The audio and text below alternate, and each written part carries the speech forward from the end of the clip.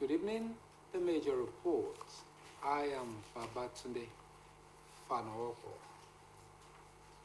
President Bola Tinubu has approved the commencement of 2024 National Honors Award to Nigerians and friends of Nigeria who have contributed to the development of the country. Minister of Special Duties and Intergovernmental Affairs, Mr. Zephaniah Jisalu, made this known at a meeting with management staff of the ministry in Abuja. Mr. Jisalu said that the federal government would also honor Nigerians who have distinguished themselves in their various fields of endeavors.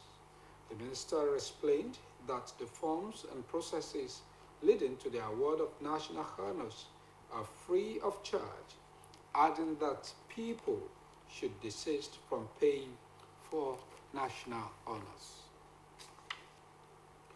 In the meantime, Osun State Governor Senator Adeleke has reaffirmed his administration's commitment to implementing mechanisms that will harness and transform the agricultural sector across all 30 local government areas in the state.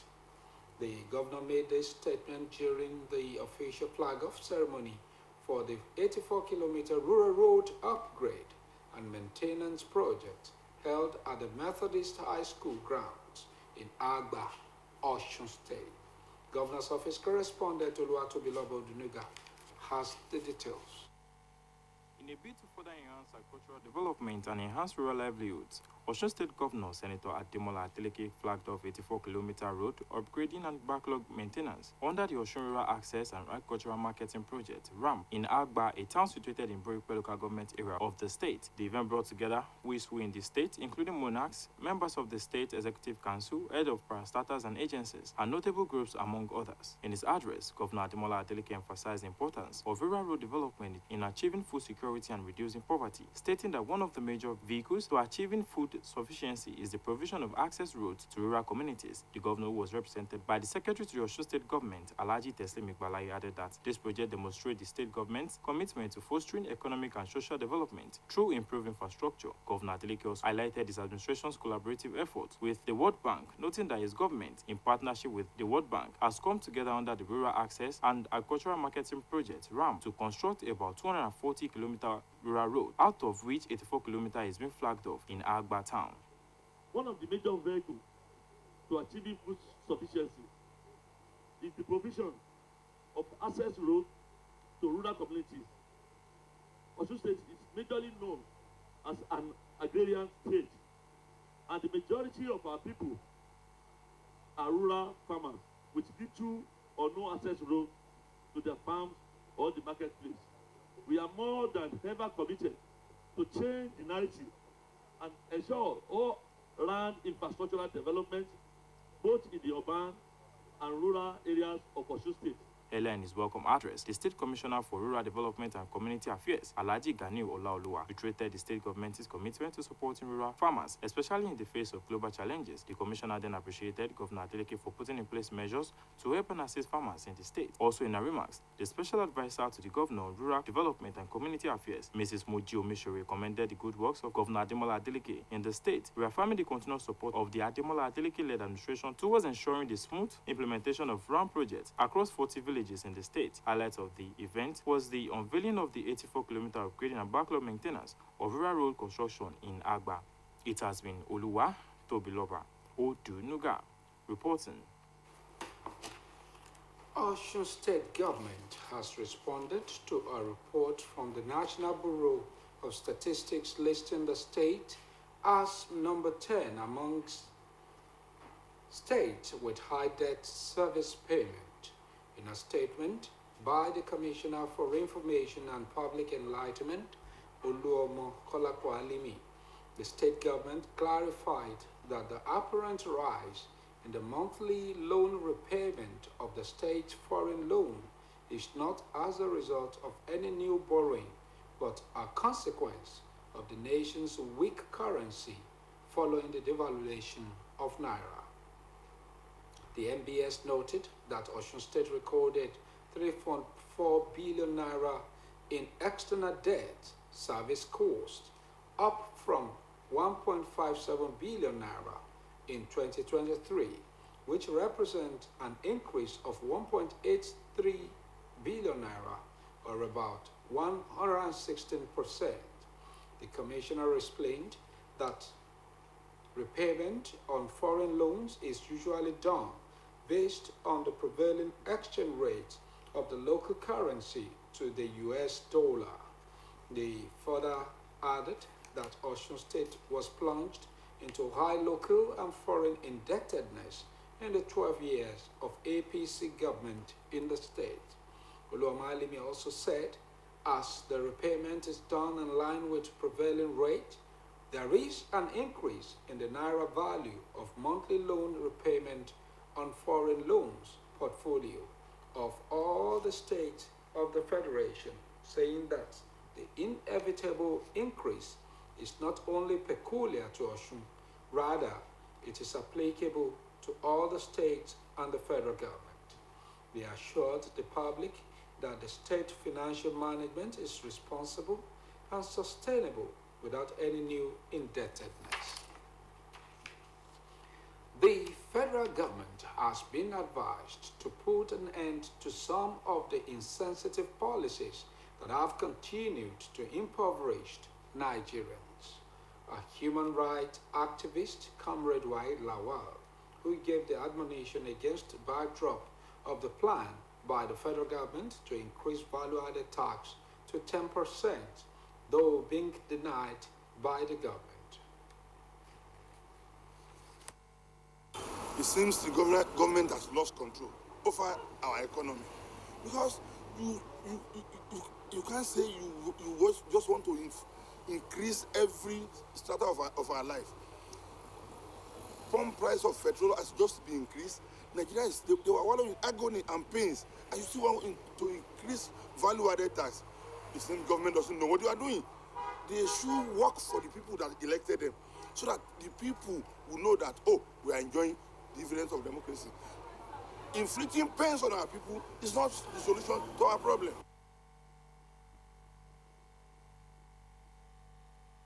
Representatives have directed the Bureau for Public Enterprise to account for about 10 billion naira expended on the failed subsidiaries of the Niger Postal Service. Chairman, House Committee on Public Account, Bamidele Salam, made the call in Abuja at the resumed investigative hearing of the committee. This came months after the Senate ordered the recovery of the 10 billion naira released to NIPOST to kickstart the two subsidiaries. The Senate subsequently ordered the winding up of the subsidiaries. The PPE head of finance and accounts, Imam Rilwan, who stood in for the Director General of the agency, Ayodeji Gbele, told the House Committee that the said amount was given to the two companies for their takeoff. He said that about 400 million naira was given to the BPE to prepare the ground for the takeoff of the companies. The Economic and Financial Crimes Commission, EFCC, says it will soon commence prosecuting banks and their top officials for financial fraud. The EFCC chairman, Olanipekun Olukoyede, said in Abuja that the commission had completed its investigations and assembled the necessary document to substantiate its case. Mr. Olukoyede, who was represented at the event, by the Commission's Director, Internal Audit, Idowu Akpejoye, maintained that some major and mind-boggling financial frauds were committed through the banking industry. He stated that the government will do something drastic to bring everybody in line to maintain orderliness. The EFCC chairman urged the CIBN to step up its regulatory oversight of its members to adhere to the codes of professionalism It said that the Commission's investigations of financial crimes involving members of the profession revealed gross contempt for regulation, which bordered on gross contempt for regulation, which bordered on impunity. The Attorney General of the Federation and Minister of Justice, Lateef Fagbemi, has said those found guilty of corruption should not be granted state pardon. In a statement by the Special Assistant to the President on Communication and Publicity Office of the AGF, Kamaldeen Ogundele in Abuja, the AGF stressed that the cooperation of everyone is needed to fight corruption. According to the statement, the AGF spoke at a roundtable organized by the Independent Corrupt Practices and Other Related Offences Commission for State Attorneys General in Abuja. Mr. Fagbemi advised law enforcement agencies against shoddy investigations, tasking them to have their facts before summoning anyone for questioning. The minister suggested that those found guilty of corruption from benefiting from powers of prerogative of mercy to serve as a deterrent to others in the constitutional review exercise. He also advised the State Attorney General to eschew nepotism, political witch hunt, rivalry, and bigotry in the fight against corruption. The Department of State Services has confirmed visiting the Socio-Economic Rights and Accountability Project Office in Abuja, claiming it was just a routine investigation. According to the DSS, 2 unarmed personnel were sent to Serap's office and they dismissed allegations of harassment and intimidation. The report says the visit is as a result of Serap's calling on President Bola Tinubu to direct the Nigerian National Petroleum Company Limited to reverse the recent fuel price hike and investigate corruption allegations. However, the DSS says this narrative is inaccurate and misleading, claiming that such investigations are standard procedure and don't constitute a raid or harassment. The DSS is urging the public to disregard that they call false narratives and reassuring everyone of their commitment to professionalism. President Bola Tinubu has directed the National Emergency Management Agencies to provide immediate assistance to victims of the devastating flood in Maiduguri, the Borno state capital. In a statement issued by the Special Advisor on Information and Strategy, Bayo Onanuga, the President expressed deep concern over the disaster triggered by the overflow of the Alau Dam and extended his condolences to the government and people of Borno State, particularly families who have lost their livelihoods. President Tinubu called for the immediate evacuation of people from affected areas and assured Governor Babangana Umar Zulum of federal government support to address the humanitarian needs of the affected population. The President also pledged to mobilize federal resources to support the state during this challenging time as relevant authorities assess the damage. The Nigeria Center for Disease Control and Prevention says there are 55 confirmed cases of monkeypox in the country. The center made this known via its official website, noting that the 55 cases were confirmed from the 935 suspected cases across 39 local government areas in 21 states and the Federal Capital Territory. The agency stated that no death has been recorded from the disease, adding that 70% of the reported cases were males, while 30% were females. It pointed out that the age distribution of confirmed mpox cases revealed that 19 cases were recorded in ages 0 to 10, 8 cases in ages 11 to 20, and 12 cases in ages 21 to 30, among others. The Nigerian Public Health Agency noted that the National Mpox Multi-Sectoral and Multi-Partner Emergency Operations Center has continued to coordinate responses across the country.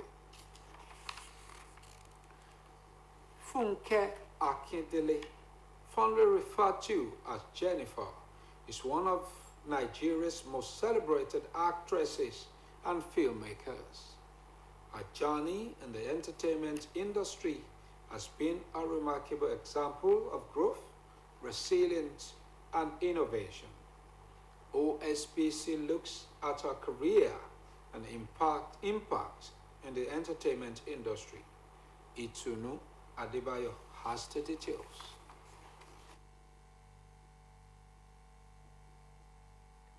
Funke Akindele, born on August 24, 1977 in Ikorodu, Lagos State, began her career in the mid-90s, making her mark in the popular United Nations Population Fund sponsored TV series I Need to Know 1998 to 2002, which aimed at promoting sexual health awareness among the Nigerian youth. And Funke played the role of BC, a curious and intelligent teenager.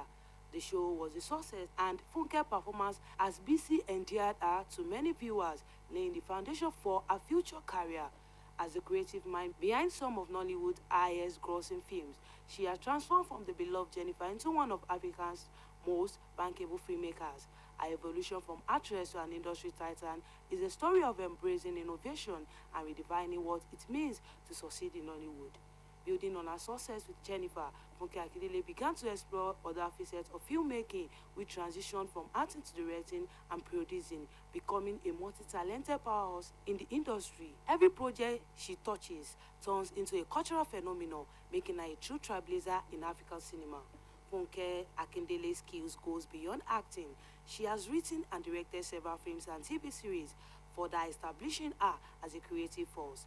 Her writing credits include A Tribe Called Judah, 2023, Battle on Booker Street, 2022, and Omogeto the Saga, 2020, which highlights her ability to create compelling narratives that resonate with a wide audience. In addition to writing and directing, Funke Akindele has also made a significant impact as a producer. Her first production company, One Production, is behind several successful projects, providing opportunity for upcoming talent, further contributing to the growth of Nollywood. Funke Akindele, one of Nigeria's most prominent actresses and filmmakers, has received numerous awards and recognitions throughout her career, solidifying her status as a leading figure in the Nollywood industry. Akindele has been honored with the Nigeria Entertainment Awards, Best of Nollywood Awards, and the African Moving Academic Awards.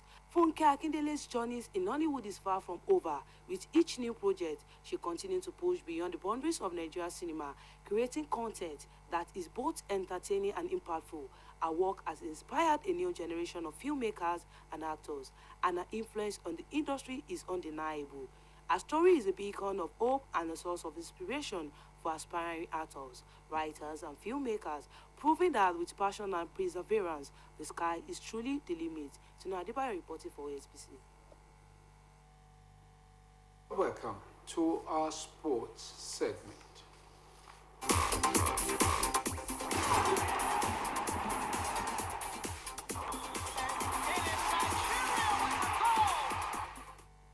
The Minister of Sports Development, John Eno, stated that the ministry is committed to give the same treatment to para-athletes who represented Nigeria at the just concluded Paralympics in Paris as the counterparts who competed at the Olympics. Gloria Adediran has the details of these and more from the sports scene. The 2024 Paralympics were brought to a close earlier this week, with Nigeria finishing the games with 7 medals, consisting of 2 gold, 3 silver, and 2 bronze. In a statement, Eno stressed the importance of investment in athletes. Meanwhile, the Paralympics Committee, Nigeria, announced cash rewards for the athletes before the end of the games. According to reports, PCN President Sunday Odebode noted that each members of the 24-man contingent who did not win a medal along with their officials would get $100 each, while the technical crew received $1,000. Meanwhile, the Nigerian Falconets have been drawn against in round of 16 in the ongoing FIFA Under-20 Women's World Cup at the Colombia.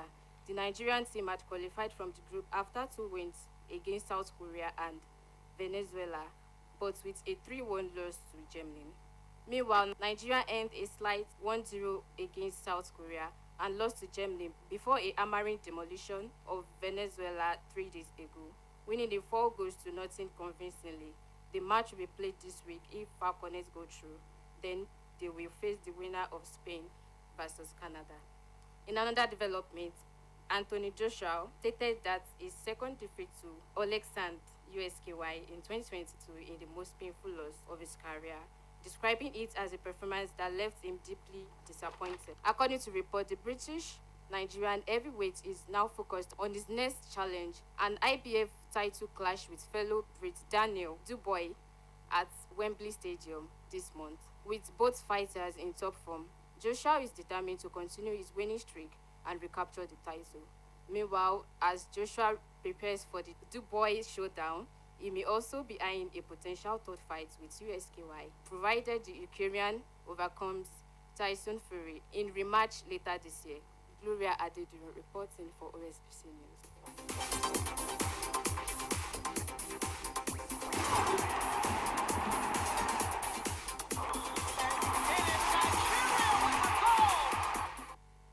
The government of Morocco and Algeria have announced the continuous rise in death toll in the two countries following the deadly flooding caused by torrential rains. Antonia Alunge has the details of these and others from the forensic. According to reports, more than 20 people have died and dozens others are missing in both countries after flood-swamped villages in normally arid region. In Morocco, homes were destroyed and infrastructure, including roads, electricity, water supply, and phone networks were damaged. Officials said that the 2 days of storms during the weekend in some cases saw rain exceeding the annual average rainfall.